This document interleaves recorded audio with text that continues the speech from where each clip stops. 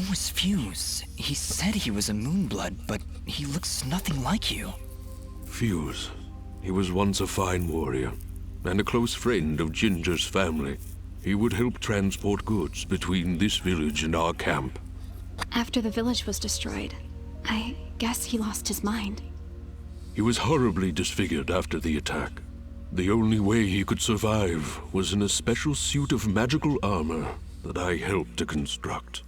He demanded we attack General Gaius right away, but I would not hear any of it. He would have killed us all in the name of vengeance. We would not have stood a chance.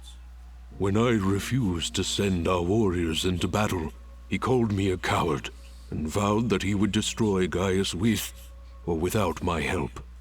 I fear the very armor we made to save his life had corrupted his mind and body beyond repair.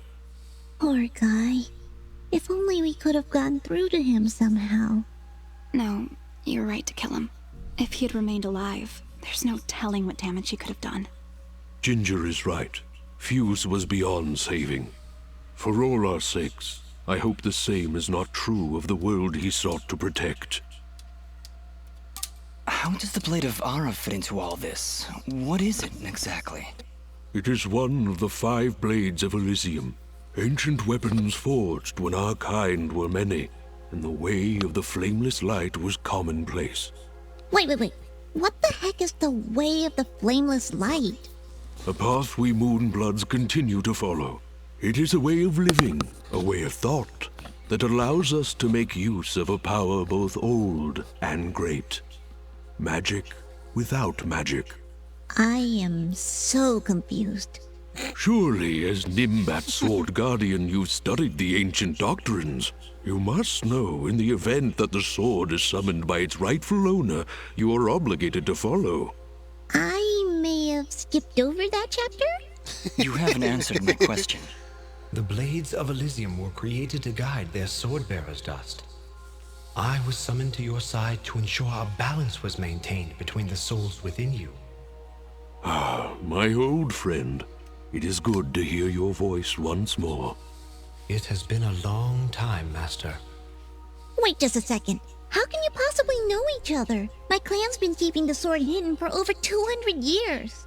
Master Grey Eyes has lived for a very long time, Fidget. Longer than any of you. So you were sent to keep an eye on me? To help you reach your true potential. Nothing more. I have no more questions. What now? You must join us in the Moonblood camp to the north in the Everdawn Basin. That isn't anywhere near the Everdawn volcanoes, is it? They are one and the same, yes? Well, that's fantastic. Volcanoes? Indeed. What a better place to hide than in the most volatile land in all the kingdom? Oh, I know. How about a peaceful meadow? Or a quiet forest? Or someplace that doesn't explode every 10 minutes? Dust, your friend seems awfully tense. No, I'm fine. Come on, let's go to the Blowy Up Mountains. Really, I'm serious. Fidget, you need to have more faith in me. I'll have faith in you when you have faith in yourself. How about it, huh? Who are you? Really?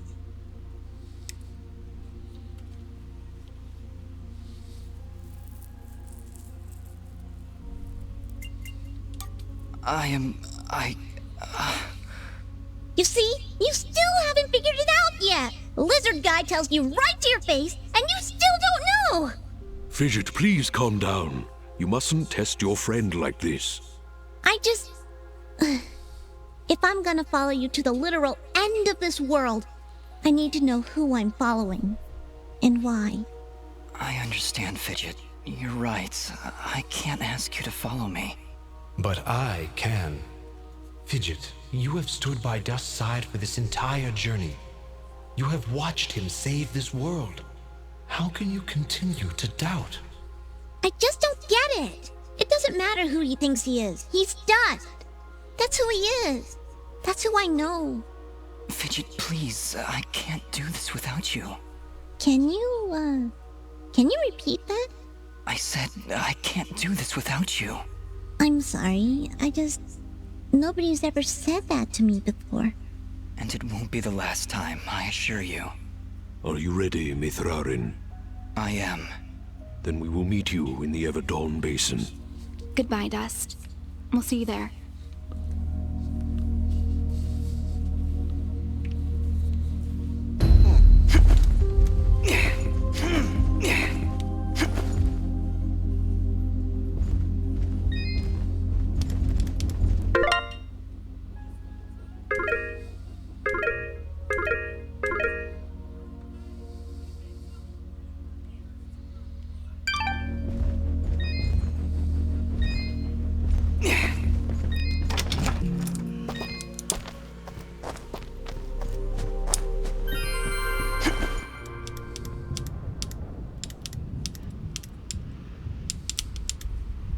General Gaius? What news, Commander? I did not want to believe it, but Cassius is working with the Moonbloods. He has turned against us. That will be for me to decide. Our paths will cross at the Moonblood camp. Of that I am certain. I will speak with him personally. Is that wise? Our victory is all but assured, Commander. We outnumber them 10 to 1. We possess superior technology.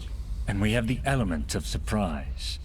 But why welcome this rogue element? He has already slain your own soldiers. What more proof do you need that he is a traitor to our cause? Cassius is hardly a rogue element, Commander. The Moonbloods have corrupted his mind, forced him to commit these acts against us. Once I can speak with him, once he remembers who he really is, I'm certain he will return to us. But... Yes, sir. As you wish. Cassius, my own friend, so long as you draw breath, I will do what I can to save your broken mind. I promise.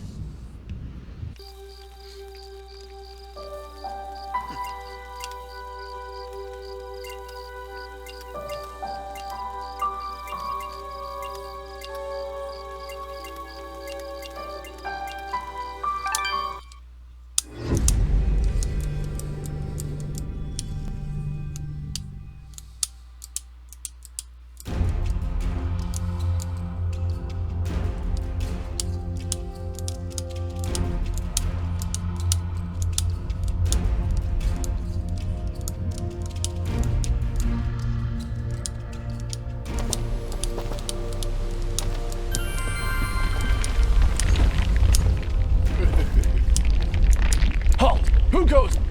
Oh, it's you. Apologies, Miss Robin. Please, enter.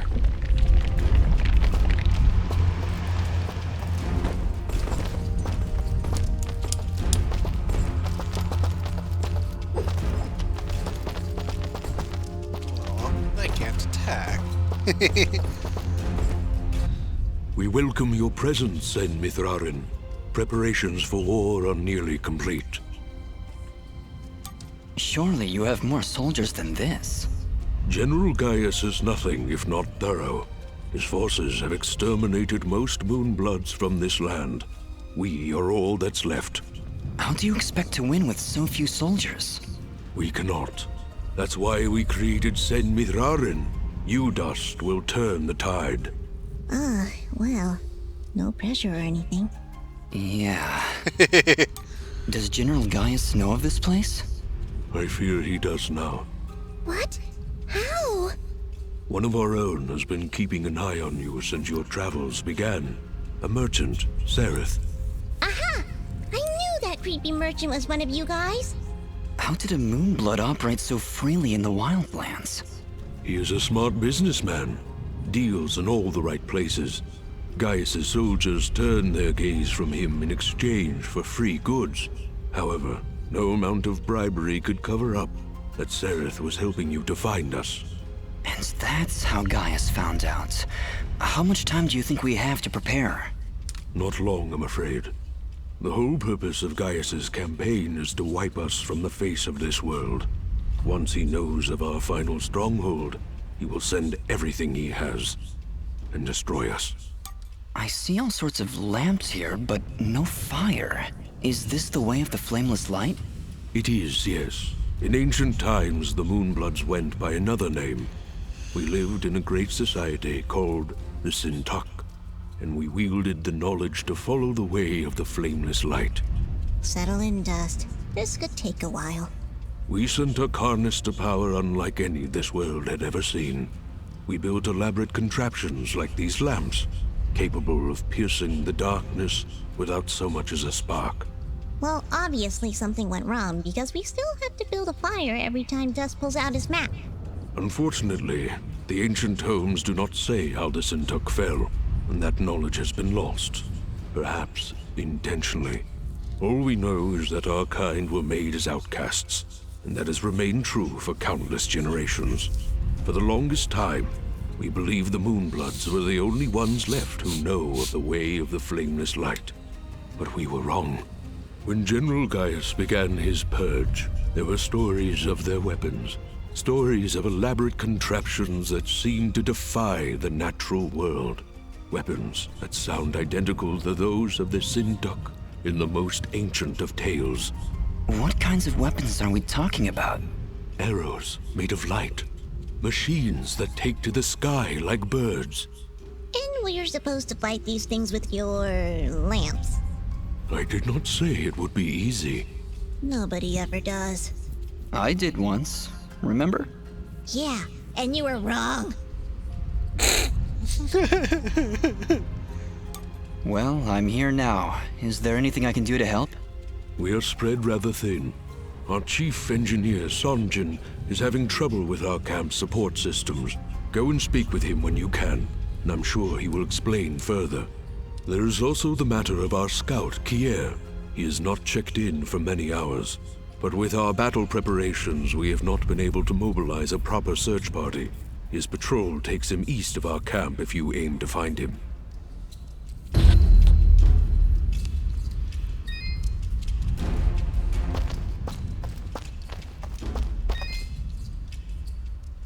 Ginger?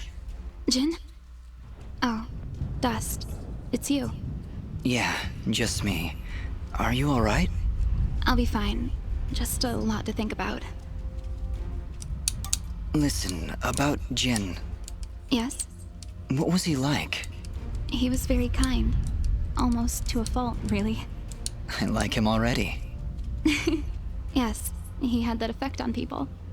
I like to believe it's what made you do all those wonderful things for Aurora and Mudpot. Aro was always testing me. Every time I made a choice, he would tell me if it was the right one. I was choosing whether to follow Jin or Cassius. I believe they were both trying to influence my actions. And you listened to Jin. Yeah, he's kinda hard to ignore. He is, isn't he? Or at least he was. No, Ginger, I think you were right the first time. I think Jin continues to live through my actions. He's guiding me, keeping me on the right path.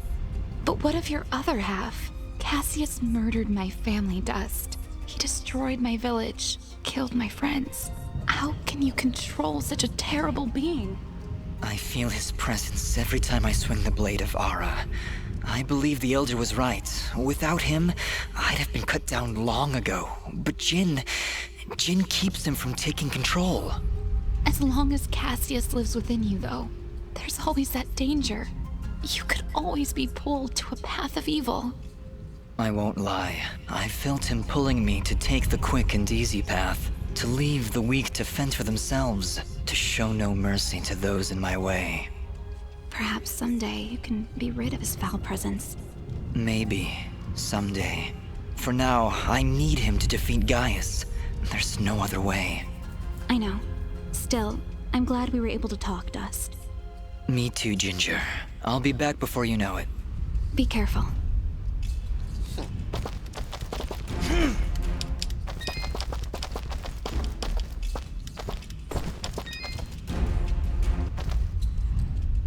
Ah, you've arrived just in time, Mithrarin. My name is Sanjin. I'm what you'd call a chief engineer, I suppose the term is. The Elder mentioned you needed some help? Yes, indeed. In the caverns below, we've set up machinery to provide the camp with power and water. Unfortunately, seismic activity has shut down both systems, so we need to get them running once more. I have been rather preoccupied handling the battle